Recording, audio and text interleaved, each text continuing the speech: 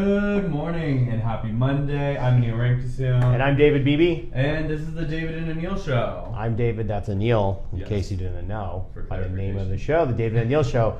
We are here every Monday right here on Facebook Live. Very exciting. And for those of you who have not seen this show before, we break it down into 3 segments. The first segment is kind of a weekly recap, what we've been up to. And then we hit our main topic of the week. This week we are talking about how to reach your life goals by being proactive, creating those opportunities. Exactly, yes. And then we're going to wrap that all up by talking about some trending topics. And then we have our producer, Nina Picula, give us a Picula Pick, kind of a talking topic that we will kind of dissect. Let's kick off segment 1. And tweet of the week. And tweet of the week, yes. About tweet of the week. Tweet of the week. That's where we both pick a tweet, or we pick one tweet and we break it down. It's always related to the topic of the show. I have a disclaimer, I didn't bring a tweet. We'll share the same one, that's okay. Okay. You're forgiven this week. Please forgive me. I'm busy. It's been a crazy week. I know it's been a crazy week. Well, let's recap last week real quick in case you didn't see our show. Last week's show was great. Thank you for everyone for watching. We got a lot of views, a ton of engagement, comments, feedback. Please comment below. Let us know what you think. Tell us what you want to hear about as well. Yes, what was last week's topic That helps inform everything. Yes, last week's topic was... You got on the spot? Oh my god, this is terrible. We don't even remember what last week's topic was. No, it's going to come back to me. That's because our producer, Nina, setting effective goal planning. Yes, goal planning. I was testing you on that. Jesus, we're going to get fired from our own show. We're going to get fired from our own show, people. But last week was busy. It was all kinds of things happening. TIFF, TIFF kind of is still... Is TIFF over yet? Yeah, TIFF is over. TIFF is over. Yeah, Toronto just turns into a shit show. It's a zoo here. The streets are shut down. And people pretend as though they maybe we're desensitized, but people pretend that famous people are people and they go ballistic. It's events, it's parties, it's a lot of fun, and it's always great to celebrate filmmaking and the art of creative. And we have some stuff we're going to announce next year for TIFF in the branded content space, but we can't share it with you yet. It was also... I don't even know this. This is exciting. See, breaking news. Wow, okay. Fashion Week. Yes, was that 2 weeks? I don't know. No, we talked about Fashion Week. It all comes together when you're busy. I went to another conference last week, Content Canada. Yes, and I mean the big thing that we're kind of missing was Out on Bay Street happened, which is the biggest LGBT plus conference in Canada. David was the closing keynote. I worked the conference. I volunteered from 7 a.m. to 10 p.m. every day. Literally. It felt so great to be alive and in the higher education space again, and to really realize that we have a duty to kind of inspire and educate university and students in high school and stuff to make the world a better place. But I think you did one of your best keynotes ever. And why was this keynote? Thank you. Why was this keynote different? It was more personal, but this is, as Aneal mentioned, this is exciting when you get to talk to people who are beginning their careers. They're maybe about to finish school, maybe they're entrepreneurs, but just beginning their sort of that professional part of their life of working. And whenever I get a chance to speak to them and share my stories and my journey, and one of the things we talked about was how starting into this, and talked about it's all over the place, ups and downs and circles and everything else. And it really is about enjoying the journey. But I shared 10 different stories that we're actually going to put up on LinkedIn as an article. Ooh, that's a great idea. So then that we can read it. A little recap version of it. But it's always exciting to get, speak to 400 students and all these different and graduates in different fields. And Out on Bay Street was now Start Proud. Is such a good organization. You're gonna help next year, I think, as well. Yeah, I think I'm gonna apply for a position to kind of just be more dedicated. Yeah. And in my master's program, I was doing a lot of leadership conferences on a lot of planning teams for this type of stuff. So I really feel at home with it, and I liked it. How is it having me working all day? I was gone. I was a working woman. I know you were. You were working. I actually missed you. Oh, that was so nice. I wasn't prepared for emotions this episode. I mean, you should get the tissue box. I'm being a working housewife, which is really, really, really fun. Yeah. No, it was odd because you were gone all day, and it wasn't. If you were just all day, that's fine. But then it was literally till 9, 10, 11 o'clock some Yeah, nights. because it was like networking, then a dinner, and it was just a lot. It was a lot, but we survived. We got through it. Here we are. And so, you want to jump into the goals, or what did you want to talk about? Social media cleanse. Oh yeah. So I've been on a social media cleanse it's been 2 weeks now. I'm going to October 1st. I know you guys all miss me dearly. But I think that it's so important that people. A month is a lot. That's a long time. Like I'm like really just trying to repair the holes in my brain from like double tapping, showing skinny, fat, fun boxes and whatever. So I think that I encourage people to take like a Monday, Tuesday cleanse. Like even if it's just the Monday and Tuesday, a 48-hour social media cleanse. That way you're able to start your week strong and do what you need to do at work. I know you're all on Facebook, watching this on Facebook Live while you should be doing the work. No, keep watching. Keep watching, yes. But I mean, give yourself a Monday and Tuesday. I challenge you all to do it. 48-hour social media cleanse is life-changing because I've done it for 2 weeks and I don't know how to say this, you view the world completely different. Maybe just start with an hour. Yeah, an hour works. Some Anything people you can do. One of the stories I told was about that there's doctors have identified now actual diseases essentially. People being addicted to their phone, and so I get that one.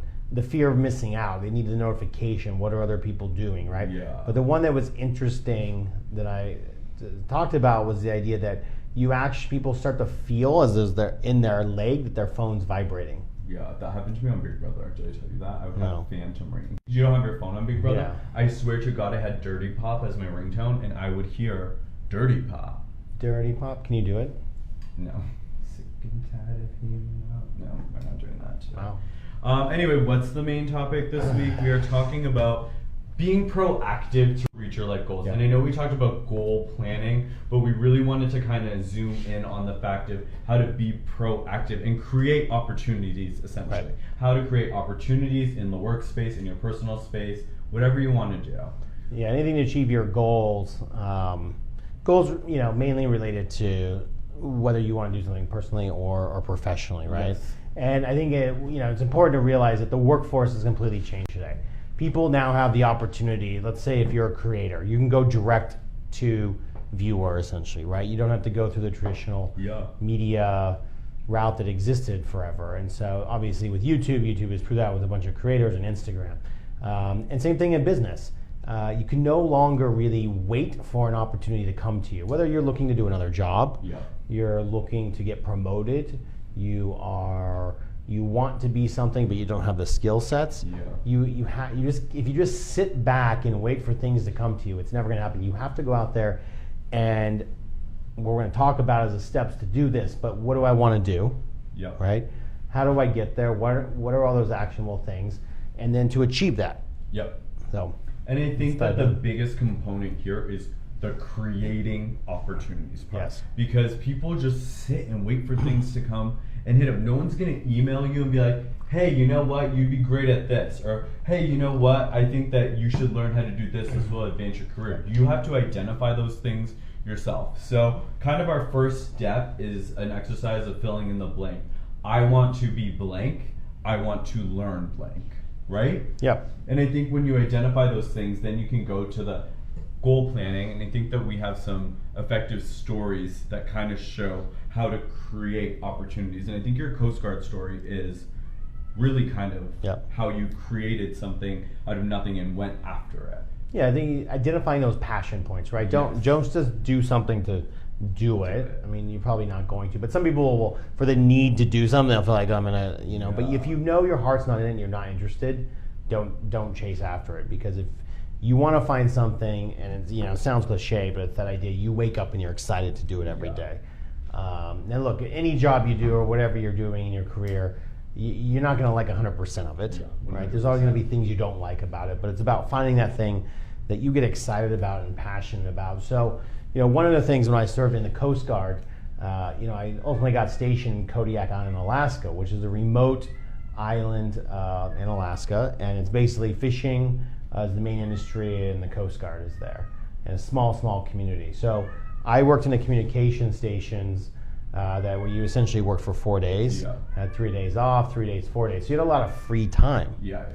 And so some people might just sit around and enjoy that time, right? Totally fine, or do activities. That's great. Nap. You would probably sleep Housewives for 3 days. Sorry, we have our cat in the studio today, and he obviously is desperate for attention. He's not having it. He wants to be part of the show, the David and Aneal and Gladiator show. But anyway, continue. You have 4 days to kill.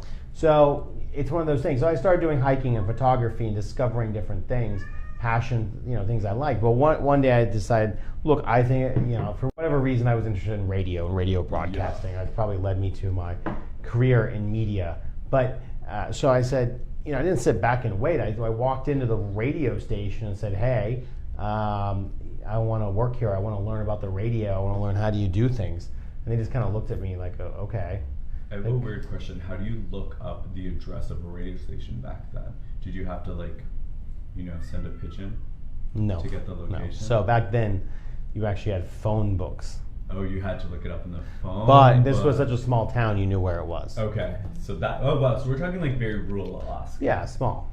So you walk in, and so they, then it doesn't happen very often. But I think because I was young, I was naive, I was kind of, could really think I could do anything those days. They were like, sure. Now, I didn't ask for a job, like a paid job. Yeah. I said, I'll come in and just work for you, and think of it as an internship, because I want to learn how to do the editing. I want to learn how to do all of the, all the stuff to do on air, and how do you make commercials and write commercials. And so I convinced them to let me in, and they let me. And I think that you probably walked in there with a sense of confidence. And I think that when you walk in with confidence and you have passion, that exudes, and people want to work with people that are passionate about it. Yeah, you had the passion, right? And they saw that. Yes. And so look, they taught me how to edit. I eventually got to record some VO for commercials. They didn't put me on air. But still, you were learning. Yeah, I was learning, right? And so they gave me that opportunity. Now, that would have never happened. Now, it ends up I wasn't very good at radio, back then at least, because I just couldn't pronounce a lot of the names in Alaska. And I didn't necessarily have the radio voice to do commercials or spots. Yeah. But I still do enjoy radio now as someone who's now had experience of being on TV and talking and hosting and all that, and doing podcasts and whatnot. Right now I can get it down. But it's, again, because I learned that, I took the opportunity to go and learn. I seeked it out to do something. I didn't wait for anything. Yeah, the radio station didn't call you or email you and be why would we're looking for somebody to help on the side. Right, and I volunteered my time. So think about how do you, even if you're at work, let's say that you're at work and you're in a particular role, but you have interest in a different job or a different department. How do you say, look, I'll take 2 hours outside of my regular job as long as everything gets done, or maybe your boss is flexible and create that sort of cross-working situation. Yeah, and I mean, it's as simple as this. If you're in the finance department and you love event planning, identify events that happen at your company. You know what? There's a holiday party every single year. And if you're stuck in a cubicle but want some more experience in corporate event planning, volunteer to help and put your time towards the holiday party so you can kind of get acquainted, and that way you just learn more. You learn a lot by doing and asking. So that's really filling in that first blank. I want to be blank. I want to learn. You wanted to learn how to be on the radio. You walked into the radio station. I want to be on radio. So the first one, identifying what you want to be. And then the second kind of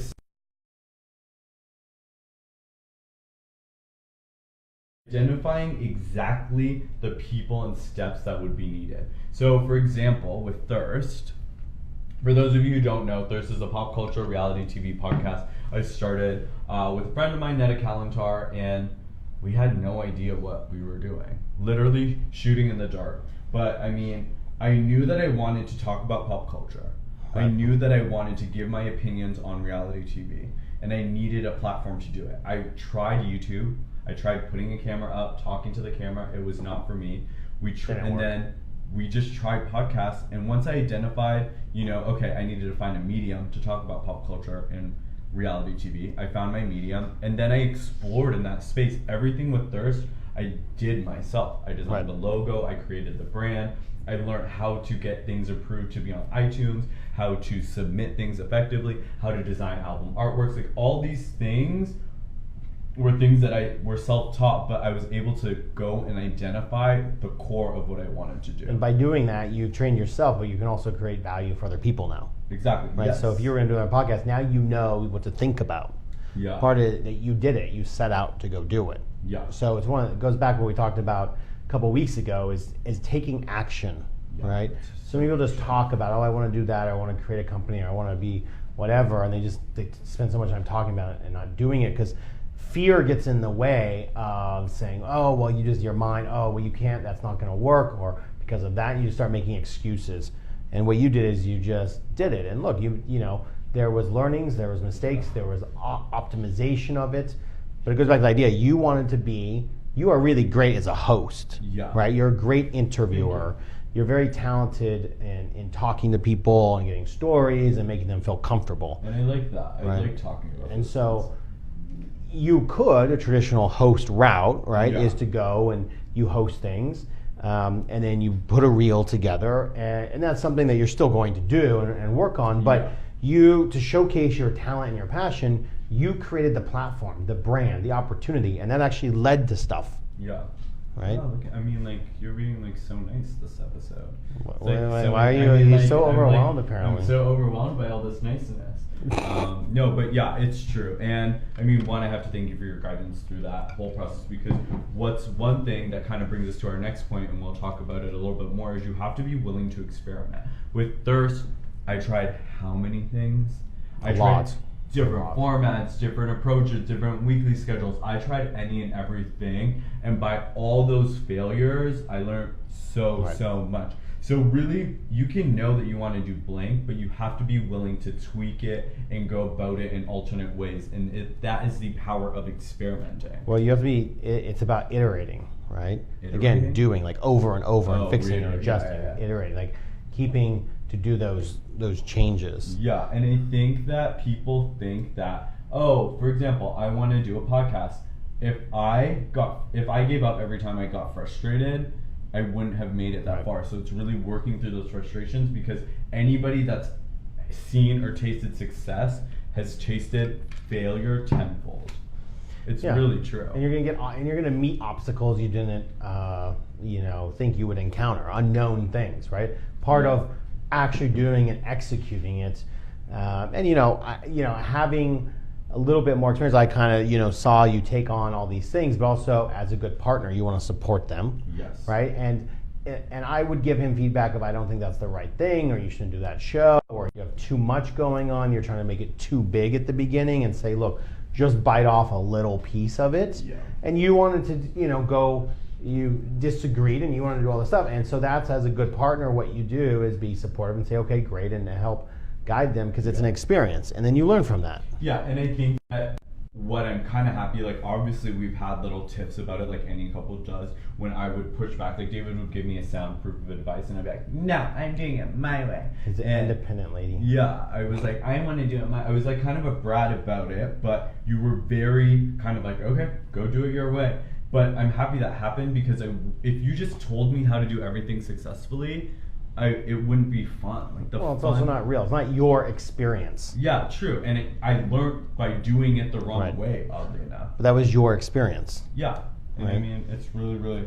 Oh my God, am I not even wearing where's my mic? I don't know. Where's your mic? My mic fell off. It did? Oh my God. Where did it go? It's over here.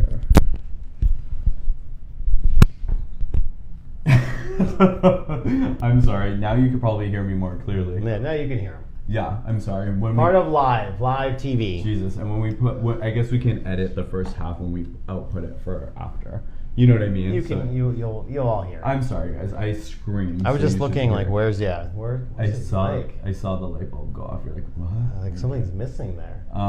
Anyway, back to the story of Thirst. So it did lead to opportunities, though, and it created something you wanted to do. You got access to stuff. And you bring up a good point. Sometimes you can just give advice to your partner, but the best thing you can do is let your partner go through their journey and let them go. You have to, because it's your experience and your journey, and that's something I talked about on the Start Proud, was that the stories I'm sharing, the experiences, the advice I'm sharing are from my perspective. Yeah. Doesn't mean they're right, doesn't mean they're wrong, doesn't mean anything.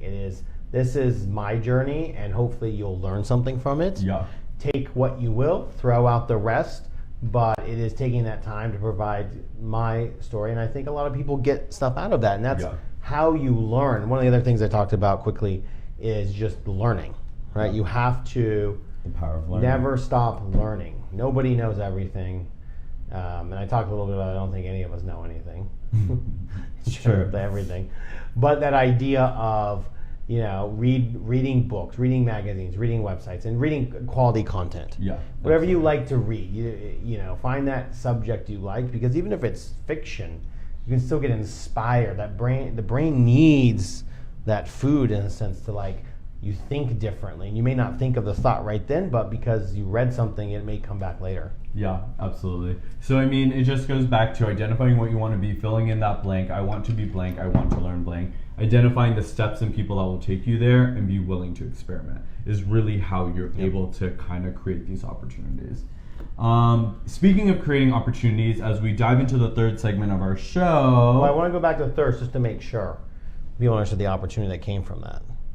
Understood the opportunity. Well, what you got out of that was access to go. So by creating your own media platform, your own brand, and being a host producer on it, that got the attention of people in the space who are producing award shows, who are out talking about their latest book tour or their movie deal or whatever it may be. So you got a lot of guests because of that, but you also got access to events, to go to the red carpet. We got to host the red carpet for the Canadian Screen Awards. Interview the cast of Schitt's Creek, the biggest Canadian sitcom. It's so funny if you haven't seen it, but you're right. I knew I wanted to do that. I knew I wanted to tell stories, not necessarily of celebrities, but of people that are doing really cool things in their space. You know what I mean? And that's essentially how we met Steph. She was being such a strong trans advocate, very strong on her YouTube platform. I just like to tell stories of people that have had success, and by creating thirst, creating these opportunities, identifying the steps, being willing to experiment, it led to us being on the red carpet at the Canadian Screen Awards, which is huge. That would have never happened before. So that's the idea of identify what you want to do, right? And then put that action plan together, identify those steps, those peoples, and then make it happen. Yeah, and tweak it a bit. It's not going to be perfect the first time. Never going to be perfect. Really just go do it. That's the biggest lesson. You actually have to just go do something. Yeah. So, another story quickly, just around, when I would first move to LA after the Coast Guard. Yeah. With Venice Magazine. So I wanted to be a writer, and I wanted to learn the magazine business, again, in the media world, right? And so there's a magazine there called Venice Magazine. They covered they covered national and the international, celebrities, but it was all regional interviews.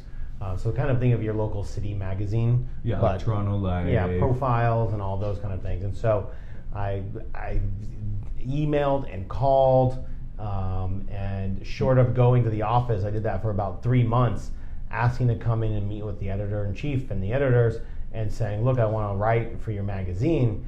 And once, so this went on, just no reply at all. Finally, one day, on a random Saturday, where my mom was in town, and we got a call from Nancy Bishop, who's the editor-in-chief, and she said, look, you basically have been harassing all of my editors, and I'm tired of your them talking about you. So come in, went in for a meeting. I convinced her to give me a small article, give me a try. Yeah. And I ended up writing probably over about 50 pieces for them, interviewing some of the really big names. I still have it all today in a portfolio. And again, another thing, I went out and sought that opportunity.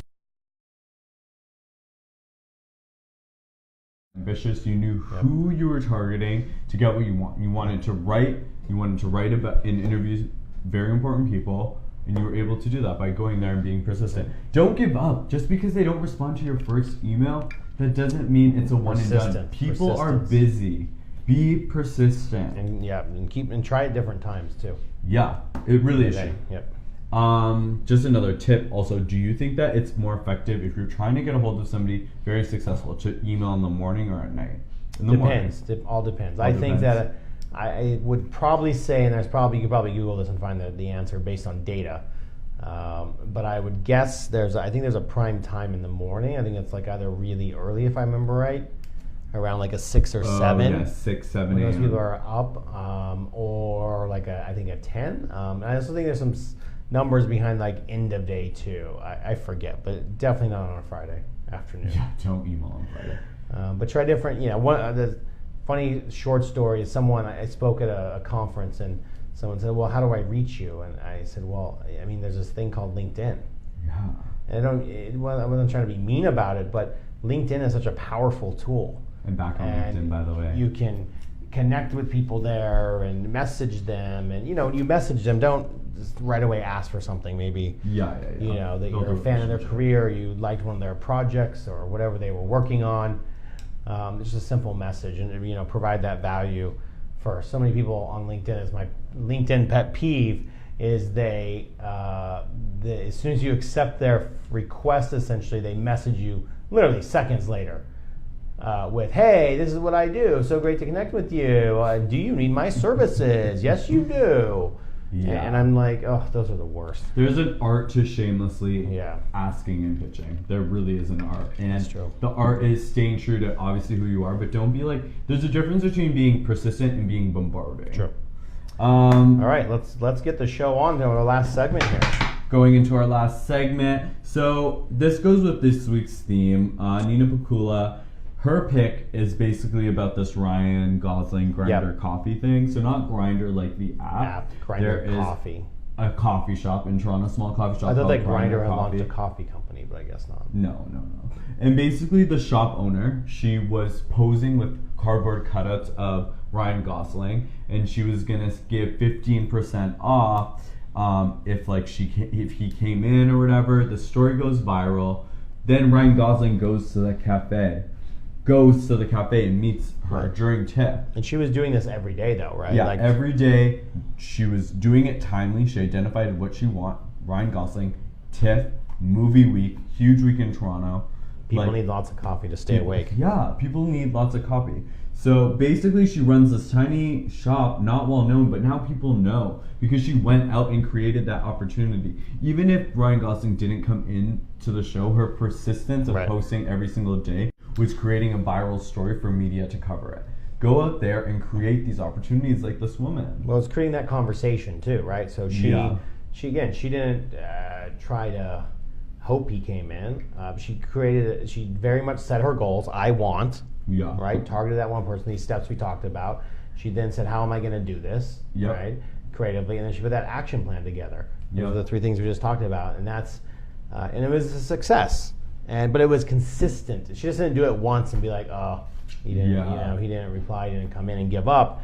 It's again that persistence every single day, over and over, being creative. That generated buzz. Then someone else on Instagram. Then that got a hold of the news, and then the news covered it, and it started to build this momentum up of a news cycle of content to talk about, and it created a community around the conversation, which then of course obviously started trending and then reached him and his people, and he came in. Yeah. It's about being innovative. I can't tell you how many times I hear friends, I'm on the job hunt, I just sent my resume. Be innovative. Are you not hand delivering your resume, printing it on different paper, and making sure it's authentic to you? And somebody brought up a good point at this conference on one of the panels. If you're a bubbly person, don't send a very clean cut resume. Does that make sense? Or if you're a clean-cut, shy person, don't put your resume on a bright pink piece of paper. People are forming judgments on you based on your resume. That's all they have to go off of. So there's a way to add some creativity or your flair into your resume. Yeah, totally. And I think that, just applying online works. You have to look for jobs. You have to apply. So oftentimes, though, it does never hurt to have a referral. Yeah. And just don't submit your resume and hope they call and wait for a call. You just can't do that anymore. No. Many of those resumes, they go in there, it goes into a black hole literally, or it's all machine based now. They scan your resume, they find the right keywords, that kicks it up to another level. Yeah.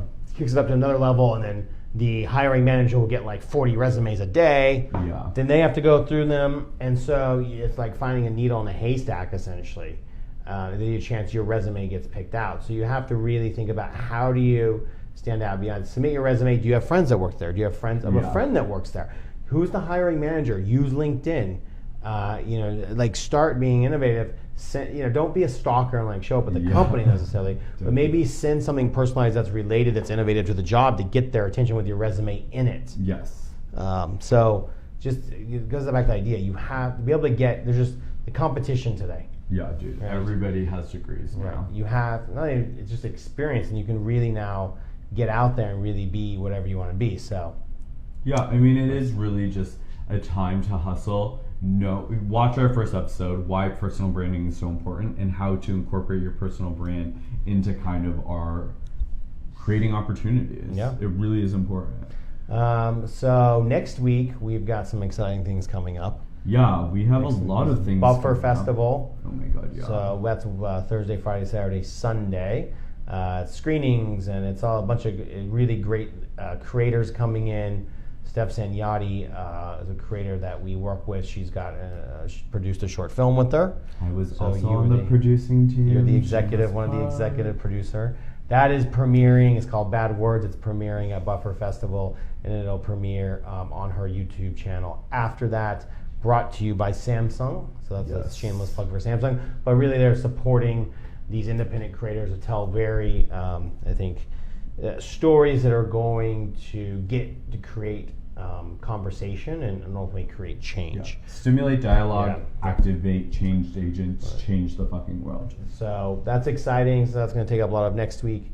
And then some other stuff happening we'll talk about in a little bit. And then the very exciting part, early November, we actually head to Berlin for the Native. November? Yeah.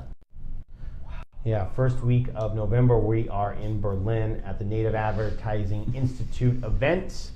And I am speaking there. Actually, Aneal's participating this year as well. He got pulled in. And we are then also, we're doing our show direct from Berlin live. And then we're going to be creating a bunch of other travel content while we are there. And then we'll be back. And before you know it, it'll be into the new year. So.